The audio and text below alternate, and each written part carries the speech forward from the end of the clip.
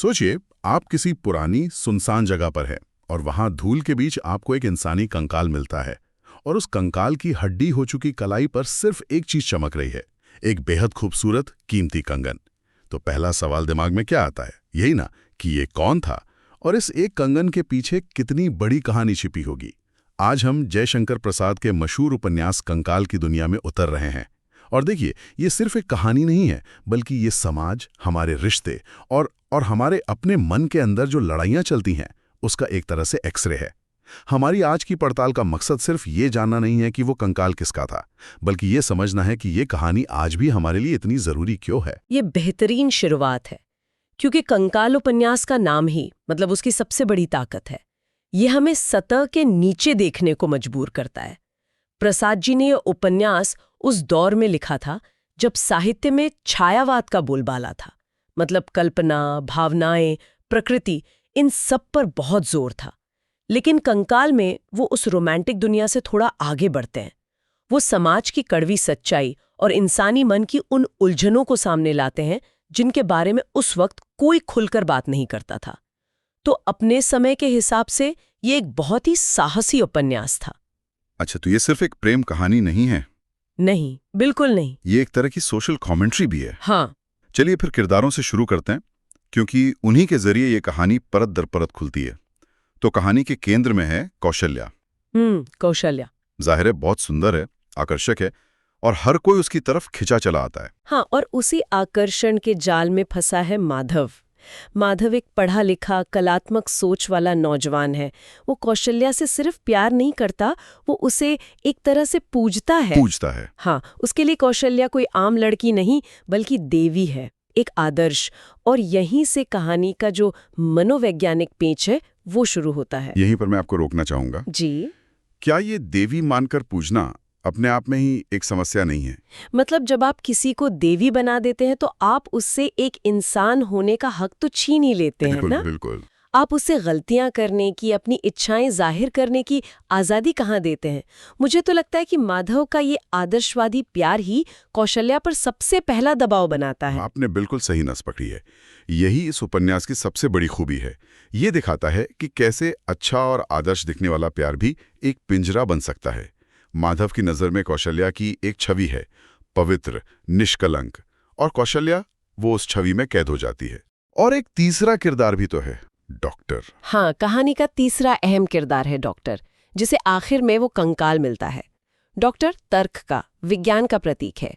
वो हमारी तरह ही है, जो इन भावनाओं और आदर्शों के खेल को बाहर से समझने की कोशिश कर रहा है। तो एक तरफ माधव का आदर्शवादी प्रेम, दूसरी तरफ कौशल्या जो उस आदर्श की मूर्ति बनने की कोशिश कर रही है, और तीसरा है डॉक्टर जो इन सब के पीछे का सच जानना चाहता है। ठीक है, तो ये कहानी उस कंकाल तक पहुंचती कैसे है? क्योंकि शुरुआत में तो सब कुछ इतना बिखरावा नहीं होगा। नहीं, बिल्कुल नहीं। कहानी जब अतीत में जाती है तो हम देखते हैं कि कौशल्या और माधव के बीच एक गहरा आकर्षण है। वो एक दूसरे से घंटों बातें करते हैं, साथ समय बिताते हैं। लेकिन उनके रिश्ते पर हमेशा समाज की अदृश्य निगाहों का एक पहरा रहता है। मर्यादा, लोग क्या कहेंगे का डर और एक तरह का संकोच। एक दीवार बन जाता है। हाँ, एक दीवार की तरह काम करता है। वो अपने प्यार को खुलकर जी नहीं पाते। और यहीं पर कौशल्या का वो अंदरूनी संघर्ष शुरू होता है। उसके मन में एक अजीब सी कश्मकश चलती है।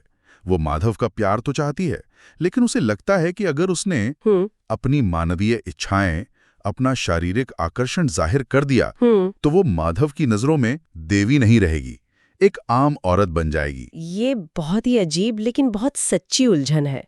कौशल्या अपनी स्वाभाविक इच्छाओं और समाज द्वारा बनाई गई पवित्र स्त्री की छवि के बीच फंस जाती है। उसे लगता है कि प्रेम में स्पर्श भी एक पूजा की तरह होना चाहिए, वासना की तरह नहीं। वो एक ऐसा प्यार चाहती है जिसमें उसे पूजा जाए, चाहा ना जाए। बिल्कुल, और ये आंतरिक संघर्ष ही उसकी आने वाली तबाही की जमीन तैयार करता है। वो एक ही समय में इंसान भी बने रहना चाहती है और देवी भी, और ये दोनों चीजें। ये बात मुझे थोड़ी हैरान करती है। क्या इसमें सिर्फ समाज का ही दोष है या कौशल्या की अपनी सोच का भी कुछ हिस्सा है? क्या वो खुद इस देवी वाली छवि का आनंद नहीं ले रही थी? कभी कभी जब आपको बहुत ज्यादा अहमियत मिलती है तो आप उस किरदार को छोड़ने से डरते हैं। भले ही वो आपको अंदर से खोखला कर रहा हो। हाँ, ये बहुत गहरा सवाल है और उपन्यास इसका कोई सीधा जवाब नहीं देता। एक नजरिए से देखें तो वो समाज की शिकार है, जिसे औरतों को या तो देवी बनाने या फिर उल्टा समझने की आदत है। लेकिन दूसरे नजरिए से, जैसा आपने कहा, वो खुद भी उस ऊंचे आसन को छोड़ना नहीं चाहती। उसे डर है कि अगर वो एक आम इंसान की तरह बर्ताव करेगी तो शायद माधव का प्यार कम हो जाएगा। तो उसकी ये जिद कि उसे पूजा ही जाए, उसे एक असल मानवीय रिश्ते से दूर ले जाती है। और फिर धीरे धीरे इस अंदर की लड़ाई का असर उसके बर्ताव पर भी दिखने लगता होगा। हाँ, और बहुत बुरी तरह से। उसका व्यवहार बहुत अजीब और अप्रत्याशित हो जाता है। एक पल वो प्रेम में डूबी हुई लगती है, दूसरे ही पल वो समाज के डर से कांपने लगती है। उससे अपराध बोध घेर लेता है। उससे लगता है कि किसी से प्रेम करना, किसी के बारे में सोचना ही कोई बहुत बड़ा गुनाह है। वो खुद से ही नफरत करने लगती है। वो एक मानसिक टूटन की तरफ बढ़ रही है। हाँ, और शायद आसपास के लोग, यहाँ तक कि माधव भी, ये समझ नहीं पा रहे कि उसके अंदर चल क्या रहा है। बिल्कुल। वो बस उसके बाहरी बर्ताव को देख रहे हैं। प्रसाद जी यहाँ बहुत बारीकी से दिखाते हैं कि मानसिक बीमारी कैसे धीरे धीरे एक इंसान को अपनी चपेट में लेती है।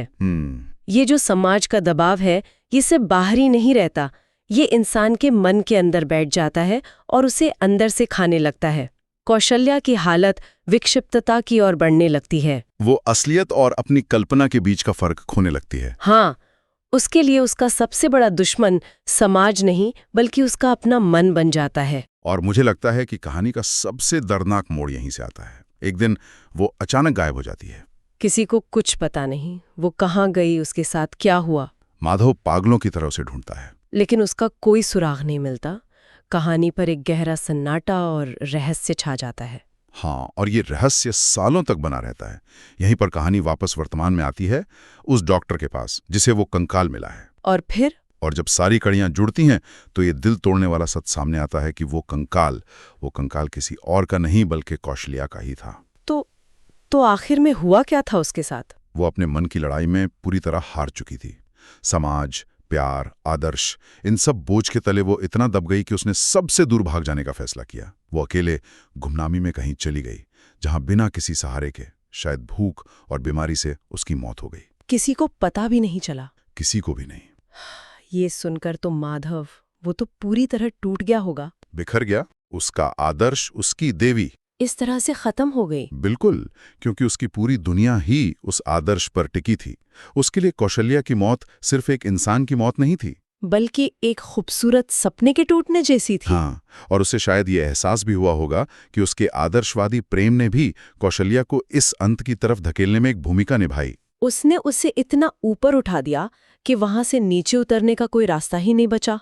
तो अगर हम इसे बड़े फलक पर देखें तो वो कंकाल सिर्फ कौशल्या की हड्डियां नहीं हैं। वो क्या है? वो कंकाल उस हर संभावना का प्रतीक है जिसे समाज की खोखली मर्यादाएं और आदर्शों का बोझ मार देता है। वो उस जीती जागती इंसानियत का कंकाल है जो परंपराओं के बोझ तले दम तोड़ देती है। और वो कंगन उस खोई हुई सुंदरता, उस अधूरे प्यार और उन अनकहे सपनों की आखिरी निशानी है। वो बताता है कि यहाँ एक खूबसूरत कहानी हो सकती थी, लेकिन तो इस सब का निचोड़ क्या है? इस पूरी कहानी से हमें क्या सीखना चाहिए? एक बात तो साफ है कि प्रेम किसी को मूर्ति बनाकर पूजने का नाम नहीं है। ये एक मानवीय एहसास है जिसमें उतार चढ़ाव, कमजोरियां और इच्छाएं सब कुछ शामिल होता है। सही कहा। और दूसरा, जो शायद ज्यादा जरूरी है, वो ये है कि हमें लोगों की, खासकर महिलाओं की भावनात्मक और मानसिक दुनिया को समझने की जरूरत है। हमारा समाज अक्सर बाहर से सब कुछ ठीक दिखने पे जोर देता है, लेकिन अंदर कौन क्या लड़ाई लड़ रहा है इसकी किसी को परवाह नहीं होती। सही बात है। ये उपन्यास दिखाता है कि मन का संघर्ष किसी को भी मौत के रास्ते पर ले जा सकता है और दुनिया को शायद कानों कान खबर भी ना हो। ये हमें एक बहुत जरूरी सवाल पर लाकर छोड़ देता है। बिल्कुल। प्रसाद जी ने ये कहानी लगभग 100 साल पहले के समाज के बारे में लिखी थी, लेकिन क्या वो दबाव आज खत्म हो गए हैं या उन्होंने बस अपना रूप बदल लिया है? अंदर एक खामोश जंग लड़ रहे हैं। एक आदर्श माँ, एक सफल पेशेवर, एक परफेक्ट कपल। ये सब आज के दौर की वो मूर्तियां हैं जिनमें लोग खुद को कैद कर लेते हैं। शायद हर समाज, हर जमाना अपने तरीके से नए कंकाल बनाता रहता है। तो सवाल ये है कि क्या हम उन कंकालों के हाथ में चमकते कंगन को देखकर बस अफसोस करते रहेंगे या उस इंसान को समझने की कोशिश करेंगे जिसे हमने उस कंकाल में बदल दिया।